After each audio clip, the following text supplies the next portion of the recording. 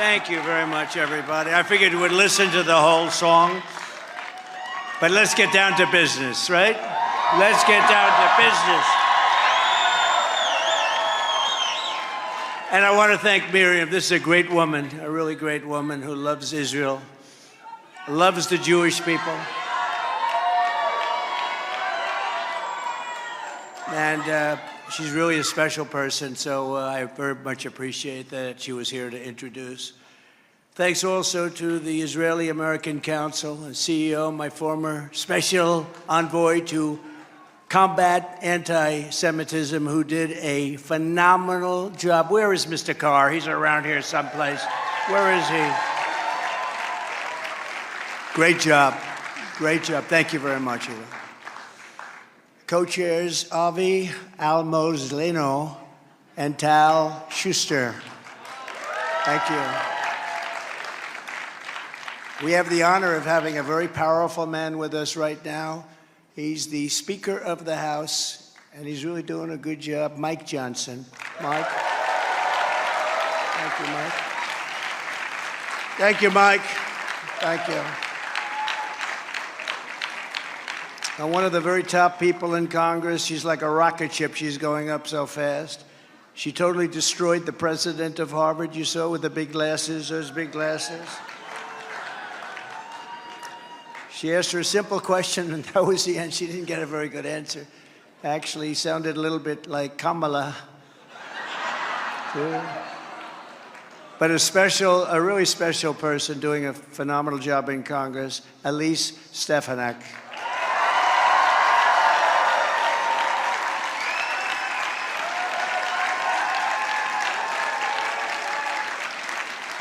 Well, that's a pretty good hand. They jumped up.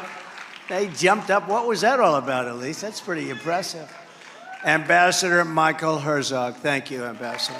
Thank you very much. Thank you very much. A friend of mine, a great lawyer, and his beautiful wife is with him, Alan Dershowitz. That was very, very nice. Thank you, Alan. And many other very distinguished guests. I have so many that I can't call because we don't have enough time. We're on television, we're all over the place, and I'm supposed to be calling out names that nobody ever heard of, so we won't do that. But please know that we love you all, including congressmen and senators that are here. We have a lot of them. Thank you. Thank you very much. Before we begin, I just want to mention some polls that just came out. They just came out. Remember in the old days, I used to call the polls because the fake news would never do it. I said, if I don't do it, nobody else is going to do it.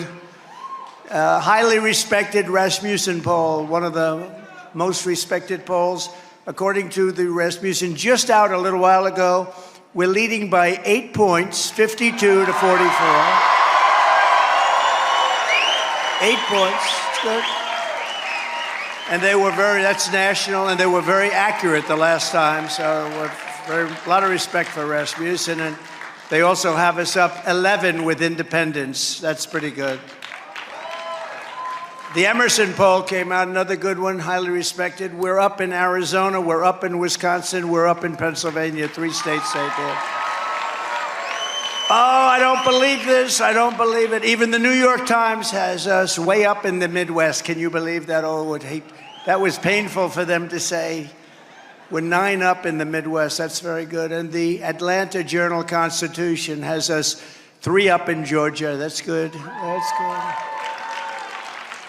And CNN, can you believe this, has us? They did Arizona, 5 up in Arizona, so we're doing well. Daily Express, we're 5 up nationally, in the battleground states. So 47 days from now, we're going to defeat Kamala Harris. We're going to take back our country, and we're going to, quite simply, make America great again, right? We're gathered tonight to talk about the sacred bond between the United States and Israel, and it's a bond that's in serious trouble. There's never been anything like it. I believe that we are closer to World War III than at any time in the history of this country since the Second World War. There's never been anything like this period of time that we're going through, and we have leaders that are grossly incompetent. They have no idea what's happening. In less than 3 weeks, we will mark the 1-year anniversary of the deadliest attack on the Jewish people since the Holocaust. On October 7th, Hamas terrorists slaughtered more than 1,200 Israelis, including men, women, children, and even little beautiful babies. They tortured, wounded, kidnapped, and horribly maimed thousands more. What a horrible time. Unthinkable. Could not have happened if I was president. Would not have happened. You know that. Iran had no money. There was no money for terror. 28 terror organizations, including Hezbollah and Hamas, they had no money. There were lots of stories about it. We had no terrorism during the Trump administration. Remember that? Tonight we honor the memory of all who lost their lives in the October 7th attacks, and we pray to God that Israel will redeem their deaths with ultimate victory over those who wish to destroy it.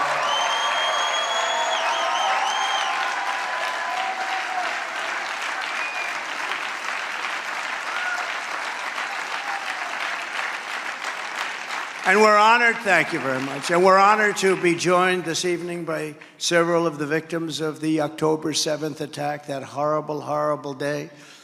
Former Hamas hostage Andrei Kozlov, who was recused.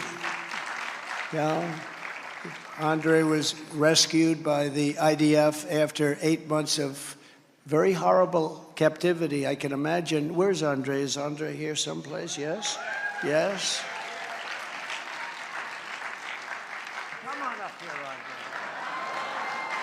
Andrei. He's got more courage than I have. Come on up here.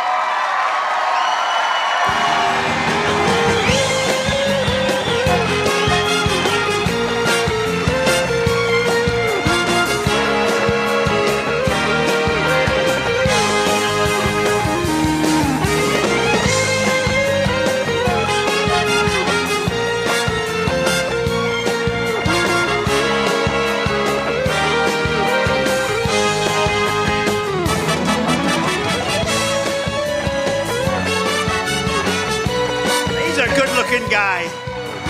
I just said, do you want to say something? And he wasn't exactly sure. Say something, Andrei. I'm a little bit shy. I'm close to Trump, like I'm shy. What can I say? Thank you so much for this careness, and I really appreciate endlessly. Really, thank you. Well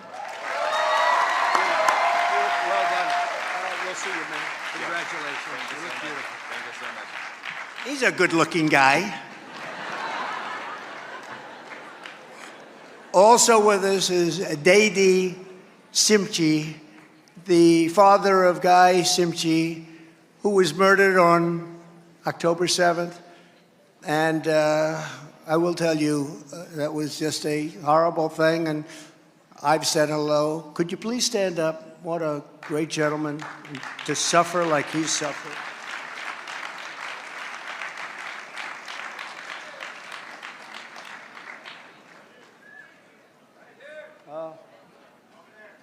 Thank you very much. I appreciate it very much. I appreciate it very much. Would you like to come up? We'd love to honor you. Would you like to come up? Come on up. Come on, in honor of your boy. In honor of your boy.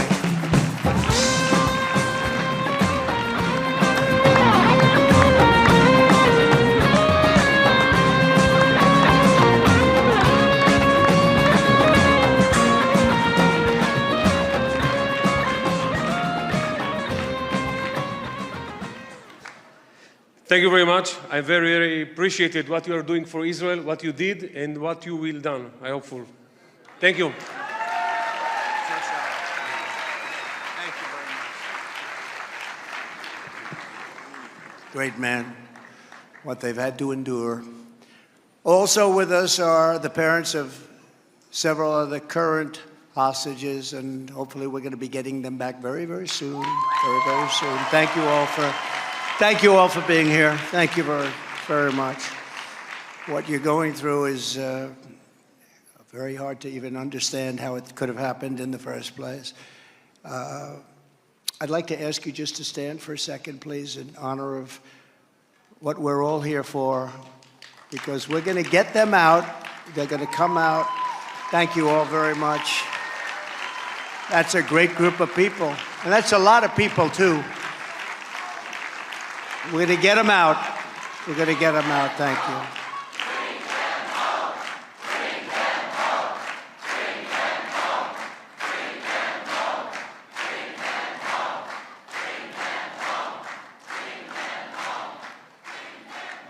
Thank you very much for being with us, and we pray for you, and somehow it's going to work out.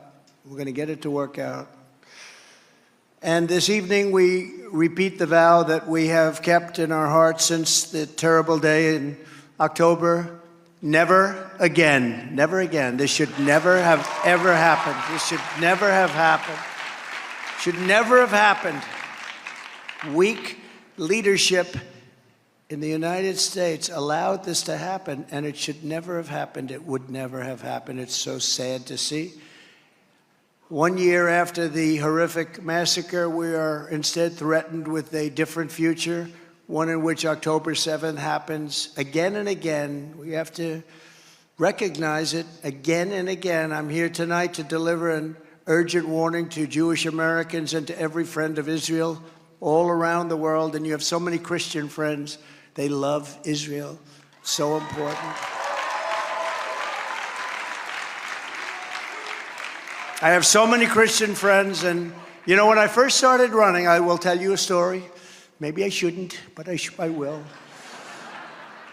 I was campaigning in 2015 in Iowa in a very Christian area, and there were about 6,000 people, and it was in a church, and they were very religious Christians. And the father, the minister, and a few others were there, and they said, "Sir, would you please say something great about Israel?" I said, "Say it again. Say it again," because I didn't realize, you know, in the old days, it wasn't like this.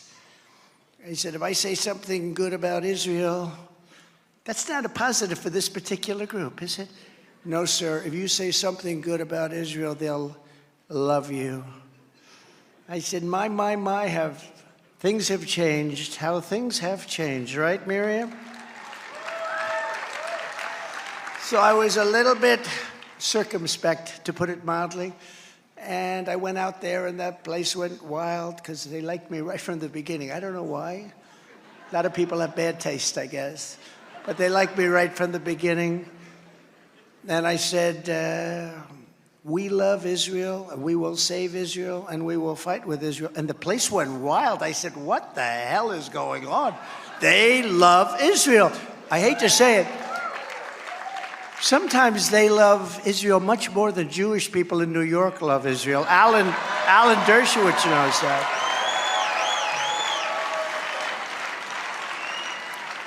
They really do. It's an amazing thing, and that's when it really started, and it was incredible. But you have Christians and evangelical Christians. They love Israel so much, and it's great to see that. It's great to see it. If we continue down our current path with 4 more years of Kamala, and I don't say Harris because when I say Harris, nobody knows who the hell I'm talking about. I just said it to another group. You know, Miriam has me working hard here. I have this group, that, but this is the big one, right, Miriam? This is the big one. But don't worry, I said that to the last group also. No, she's got me working hard. But it's sort of interesting when you look at what we're doing and how important a mission we're on. If we continue down our current path with 4 more years of Kamala, Israel will be faced not just with an attack, but with total annihilation. And I hate to say it so much. It's total annihilation. That's what you're talking about. You don't have a protector. You have a big protector in me. You don't have a protector on the other side. And I've said long and loud, anybody, and especially over the last few years, anybody who's Jewish and loves being Jewish and loves Israel is a fool if they vote for a Democrat. But beyond that,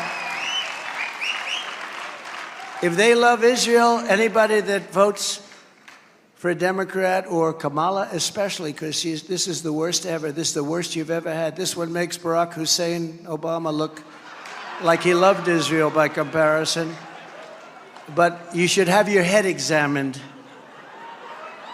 because it will face an unceasing bloody war to obliterate the Jewish state and drive Jews out of the Holy Land. That's what they want to do. They want to drive Jews out of the Holy Land.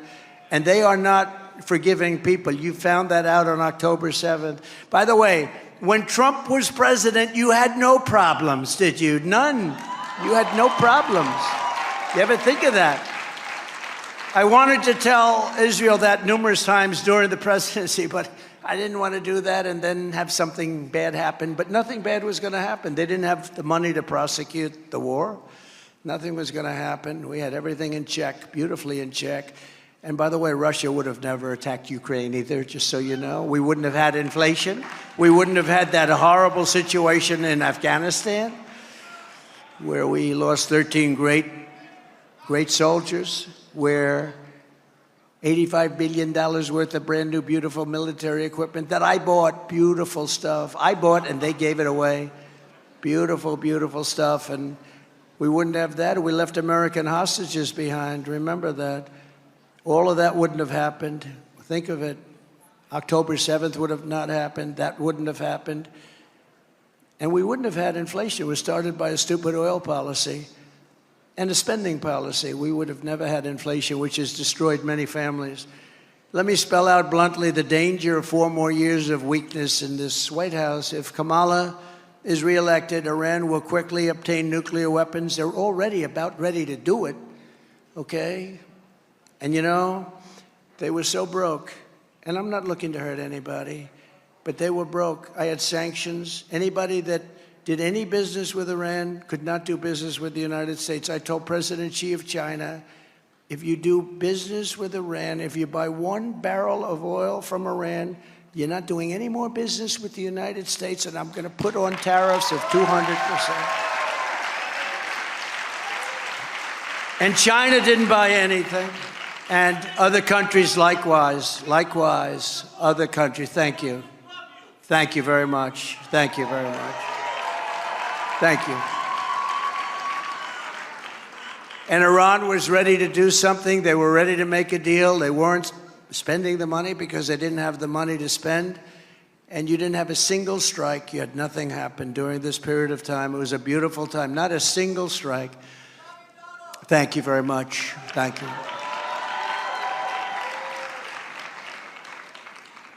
So Iran will, right now, quickly obtain nuclear weapons capable of killing millions and millions of people.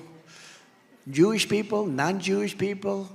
There's no discrimination with nuclear weapons, you know that. And the power is unbelievable. And I know because I renovated, fixed, and bought brand new nuclear weapons. We have the greatest nuclear stockpile now. But I hated to do it because the devastation is nothing.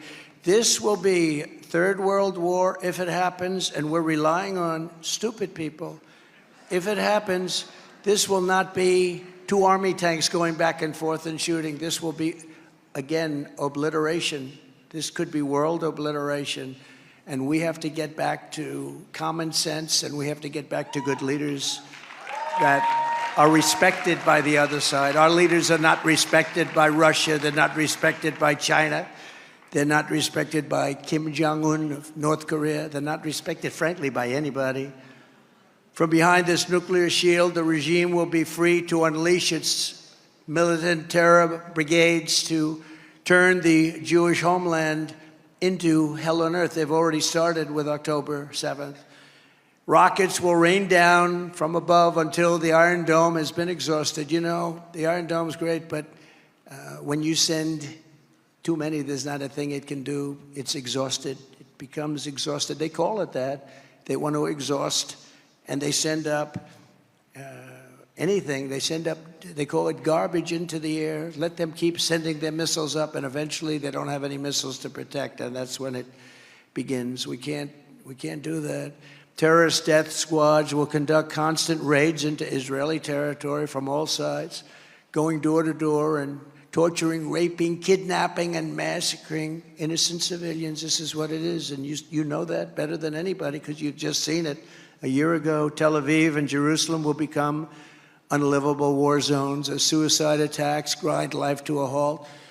So, as president, I would look at a map of the Middle East, and I'd see a massive, massive piece of land, and I'd see a little dot, just like this stage and that, right at the top.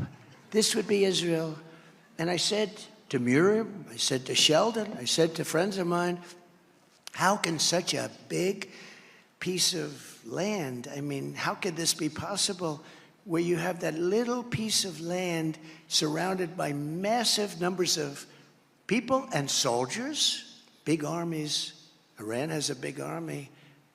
Big mistake when another administration took out Iraq. You know, you had two for centuries. They would fight each other under different names, under religion, but they were the same strength.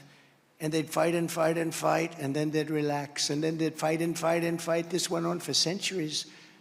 And then somebody who wasn't a very smart person eliminated one of the sides, and the other one was left with nobody to fight. And now the other one basically has Iraq as a subsidiary. And Iraq is very rich, and so is Iran very rich. When I was there, Iran had no money. Now Iran has $350 billion, all made in 3.5 years. They took off the sanctions. But Iraq is like a subsidiary of Iran. Don't let anyone ever tell you.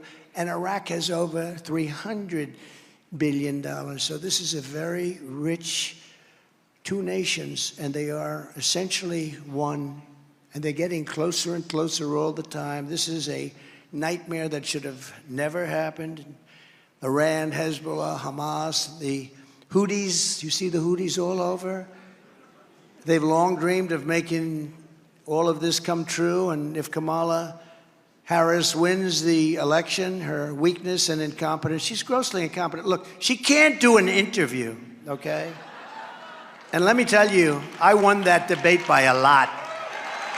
By a lot. You know, I walked off the stage, I said, man, did I beat her, even though I was against 3 people. I kept saying, I said, what are you doing here? And you know, the things I said were right. Like I said, we have massive increases in crime. And David Muir said, that's not true. The statistics show that crime is going down. Anybody in their right mind, take a look at what's happening from the border. That we have crime that's worse. I said, you're wrong on that. Crime is going down. Now let's go to the next one. I said, what the hell was that all about? I only have one regret, that I wanted to be elegant and I didn't want to attack the anchors, which would have been very easy to do. So I didn't attack them, but I should have attacked them because it was 3-on-1. It's like a basketball game, 3-on-1. It's very hard. But we did well. And you know what? Since the debate, we're getting great kudos because they're analyzing the debate. They say, you know, Trump was right. I was right on everything. She made up all these stories, a bloodbath story. She made up all of these stories. It's disgraceful. And that's the problem we have. We have a fake media, and so we have to fight harder, and we have to be stronger, and we have to be much smarter.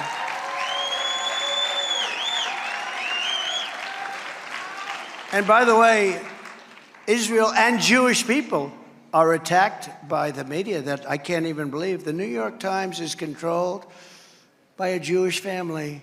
I don't think there's anybody worse to Israel than the New York Times is. I read articles about Israel that I know are false. The New York Times and plenty of others. So my message today is very simple. If you want Israel to survive, you need Donald J. Trump as the 47th president of the United States. It's a very simple message. Very, very simple. Right? You.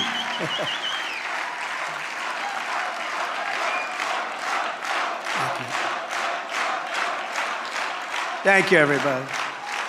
Under my leadership, America will once again stand shoulder to shoulder with our friend and ally, the State of Israel. Right now, all they do is fight the State of Israel. Don't do this, don't do that. I will support the same people that gave us Afghanistan are telling you what to do, by the way, which every one of those generals should have been fired. You know, I knocked out ISIS in 4 weeks. It was supposed to take 5 years. I did it in 4 weeks. I had great generals. We have the greatest army in the world, but not the people that are on television. These are people that don't know what the hell they're doing. They should have all been fired. I will support Israel's right to win its war on terror, and it has to win it fast. Will you please win it fast? Win it, but you have to win it fast if you can. And I was always, thank you very much. I will always defend Israel's fundamental right to exist as a Jewish nation in the Jewish homeland. That's what it's about, isn't it? But remember this, you're under attack like never before. There's never been a time like this that people can remember. This was a period, they say, if you read, and I find it very interesting, but this was just before the Holocaust. I think there's a very great similarity because nobody can believe what's been happening. If Kamala Harris wins instead of the most pro-Israel president ever, which I have been already declared to be, you will have the most anti-Israel president by far, far worse than Barack Hussein Obama. Over the past 12 months, Kamala Harris has repeatedly demanded an immediate ceasefire to save Hamas. She wants to save Hamas. Meanwhile, she and Biden deployed U.S. military to build a $230 million pier to resupply Hamas. The pier didn't work out too well. Every time there was a little rough weather, the thing got ripped apart.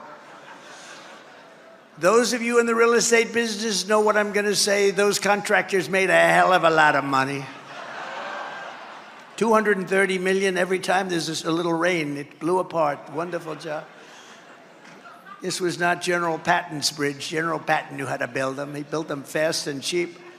Kamala Harris has even suggested that she would consider imposing a full arms embargo against Israel, and what she wants to do. One thing about politicians, like she wants to defund the police, she wants to do all these things, no fracking, you know, now she wants fracking, no fracking. For 20 years, there will be no fracking. And then she's a chameleon. He said, that's true. She just yesterday reaffirmed her support for blocking major arms shipments, as you know, to Israel. She blocked them. If these are positions Kamala Harris takes before the election, just wait to see what she would do after the election. You won't have a country left. Israel will be doomed. I really mean that. Israel will be doomed. And, you know, I said to Miriam today, I said, you know, they have to go through a little tough love here today because we have to tell the facts. Israel will not exist within 2 years if she becomes president. And what a difference a president makes. Big difference. Just 4 years ago, when I left office, the United States and Israel were safer, closer, and stronger than they have ever been before, by far. Under my leadership, we totally obliterated the ISIS caliphate. We terminated its founder and leader, al-Baghdadi. I withdrew from the horrendous Iran nuclear deal and imposed the toughest ever sanctions on the Iranian regime. They had no money. They wanted to make a deal.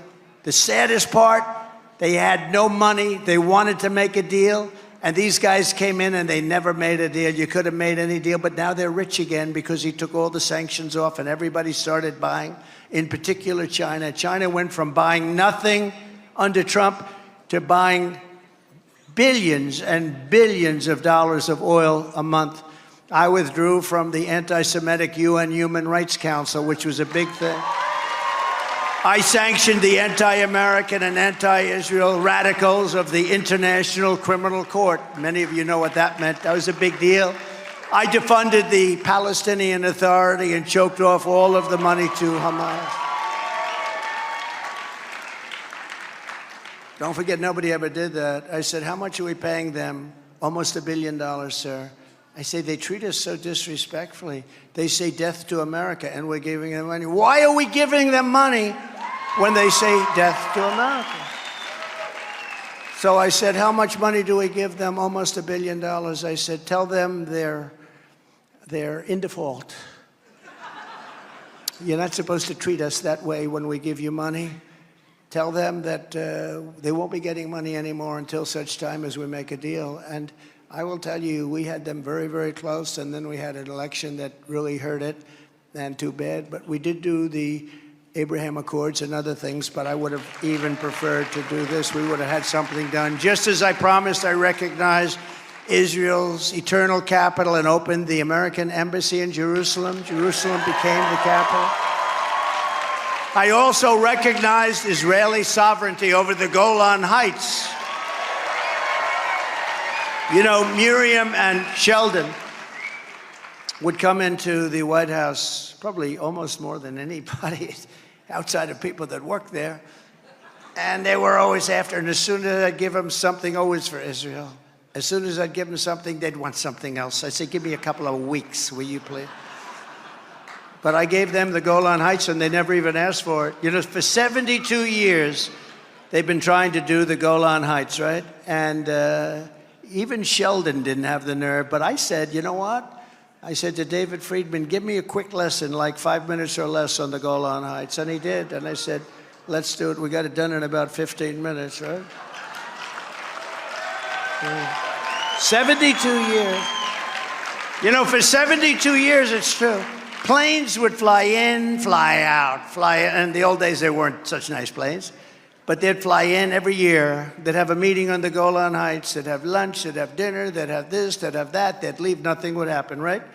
And then one day, Trump came along, and it was done very quickly. 4 years ago, last Sunday, we signed the historic Abraham Accords. It's a big deal. And secured peace in the Middle East. That was peace in the Middle East, really. 4 very strong countries, and we would have had all of the countries signed. I'll even make, we would have had, in my opinion, I know this sounds ridiculous, I believe Iran even would have signed because of all of the benefits and all of the trade and all of the other things. I believe that, but we won't get a chance to see that because the 4 countries are still 4 countries. Within 6 months, we would have had just about all of the countries done. Biden and Kamala have done no countries into the Abraham. It's still there with the 4, but nothing's been added to it. It's a shame. But from the moment Kamala got to the White House, she and Crooked Joe took over historic successes and turned them into unprecedented failure and peril. You know that. Harris restored funding to the Palestinian organizations immediately, giving them billions and billions of dollars. And much of that money went directly to Hamas. Then Kamala and Joe Biden delivered over $100 billion in sanctions relief, all stuff that I held back. And I would have been very good. They would have been very happy. I wanted one thing from Iran, no nuclear weapon. I didn't want much, no nuclear weapon. And now they're very close to getting it, and you can't let that happen. They're very close to getting it. Here at home, Kamala's partnered, and she's partnered with anybody she can. You hear the things coming out of the administration. You hear what they're saying. But she pandered to the Hamas supporters and the anti-Semites in her own party. The things she says, it's not even believable. She said that radical anti-Israel demonstrators at college campuses were, quote, showing what human emotion should be. Oh, isn't that nice? I'm telling you, Israel has no chance. Jewish people that love Israel have no chance.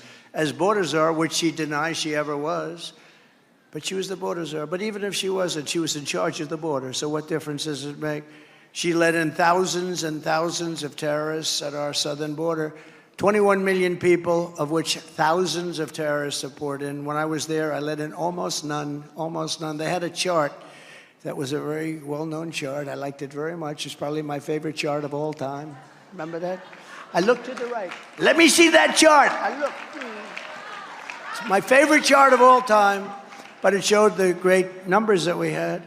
But one of the numbers that was released recently was that in 2019, one of my years, I don't believe this number, by the way. It was done by Homeland Security. I appreciate it, but I don't believe it. I had no terrorists coming into the United States. They had 0. Now we have thousands. So I don't believe the 0, but the number was very low. 10, 12, 5. How can it be 0? But they actually have 0, that I had 0 terrorists. So we used to check it. But we had very little. Now we have thousands and thousands of terrorists pouring into our country. It's so sad, and only bad can happen. Only bad things are going to happen. She imported migrants from terrorist hotspots all over the world, and now we have armies of jihadist sympathizers brazenly marching through the streets of our cities. I've never seen anything like it. Where did they come from? How did they get here? Kamala Harris is the candidate of the forces that want to destroy Western civilization. The other day, in fact, it was yesterday, the FBI reported that Iran has spied on my campaign. I'm going to have to hire Alan Dershowitz. Only Alan Dershowitz could do it. Iran has spied on my campaign, think of this, and given the information to Kamala. What's that all about? That alone should get me elected. Think of it. Iran got the information from my campaign and gave it immediately to Kamala and the campaign apparatus over on the other side. I'm the candidate of those who want to defend Western civilization, defend Israel, and defend the United States of America. When I return to the White House, we will quickly restore stability in the Middle East, and we will return the world to peace. And remember the phrase, peace through strength. You know, I had no wars for 4 years. I remember crooked Hillary Clinton. Remember, she was up debating me, and she said, look at him. Look at his rhetoric. He's going to cause wars. I said, no, my rhetoric's going to keep us out of wars. And that's what happened. We had no war for 4 years, other than I finished off ISIS. No war. First time in 78 years, by the way, just to brag a little bit, because nobody else is going to say it if I don't. Israel will have the support it needs and the powerful ally that it deserves in the United States. Here at home, I will ban refugee resettlement from terror-infested areas like the Gaza Strip. We will restore the travel ban, some people call it the Trump travel ban, and keep the radical Islamic terrorists out of our country. That was upheld by the Supreme Court, and it really did work. Again, we had no terrorist attacks into the United States. Think of it. Now I'm talking United States, if that's okay. We had no terrorist attacks for 4 years. Nothing. Nothing. They knew, don't play games with us. And we will deport the foreign jihad sympathizers and Hamas supporters from our midst. We will get them out. If you hate America, if you want to eliminate Israel, we will throw you out of our country so rapidly your head will spin.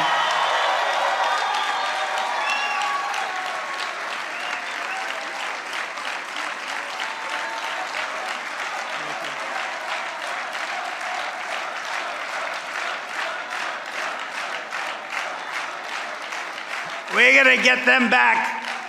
We're going to get those beautiful kids in some cases, because they're always your children. You know, they'll say, oh, he said children. No, they're always your children. And some older people also, by the way, but we're going to get them back. We got to get them back. We can't let this happen again.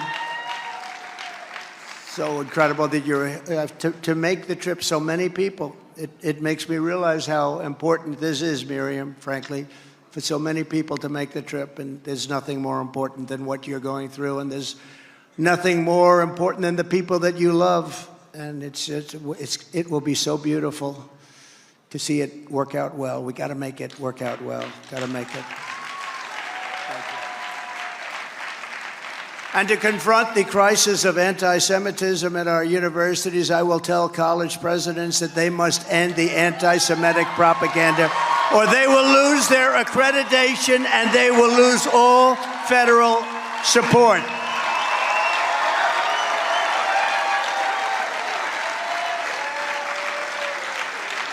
Thank you. Thank you very much. Thank you.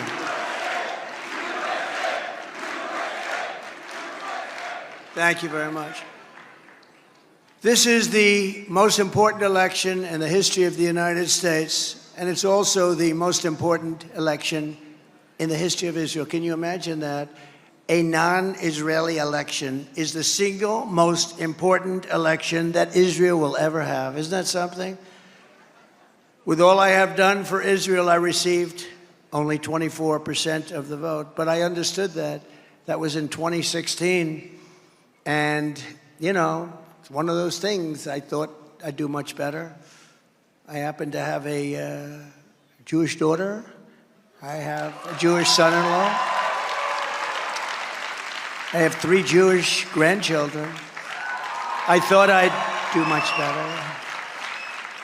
But I only got 24%, think of that. And then I became president of the United States and was the best president ever for Israel and for the Jewish people by far. Nobody was close. I gave them Golan Heights. I gave them the Abraham Accords. I recognized the capital of Israel and opened the embassy in Jerusalem. And most importantly of all, I terminated the Iran nuclear deal, which was the worst deal ever made in the history of Israel, in the history of the Middle East. I was there 4 years, gave them billions and billions of dollars. I was the best friend Israel ever had. And still in 2020, now I've done all these things, so now Jewish people have no excuse. I got 29%. I went from 25 to 29%. Think of that.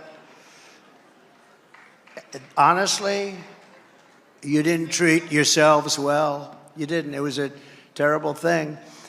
And what made me even more upset about it is the current polling has just been announced. Now, I just announced the polls and I'm now polling at about 40%. That means 60% of Jewish people are going to vote for Kamala or a Democrat. And honestly, you ought to have your heads examined. You ought to have your heads examined. And those votes may be necessary for us to win. I say us to win because we're in this together. But who are these people? Who are the 60% that would vote? And I really believe that bad things, very bad things are going to happen. And I'll put it to you very simply and as gently as I can. I wasn't treated properly by the voters who happen to be Jewish. I don't know, do they know what the hell is happening? If I don't win this election, and the Jewish people would really have a lot to do with that if that happens, because at 40%, that means 60% of the people are voting for the enemy. Israel, in my opinion, will cease to exist within 2 years, and I believe I'm 100% right. You know, there's a hat that comes out, Trump was right about everything, and I believe I'm right. And that's a hell of a thing to say, but I believe I'm right. If I do win, Israel will be safe and secured. We will stop the toxic poison of anti-Semitism from spreading here. All over America, it's spreading. It's spreading like it's never spread before. I've never seen anything like it. I really believe it would be obliteration, and it'll happen quickly, too. It's very close to happening. With your vote, we will reject anti-Semitism in our schools, reject it in our foreign policy. We will reject it in our immigration system. But all of that starts with rejecting Kamala Harris at the ballot box this election. Number one, she doesn't know what the hell she's doing. She doesn't know. She can't do an interview. How do you think she'll do against President Xi? She can't do an interview. And I'm not even saying she's stupid for not doing that, but her handlers know what they're doing. Can't have it. We went through 4 years of that. We can't go through another 4 years of that. Together, we will save the United States of America, and we will save the state of Israel on November 5th, 2024. It will be the most important day in the history of Israel. It'll be the most important day in the history of the United States. Thank you very much, everybody. God bless you. God bless Israel. Thank you.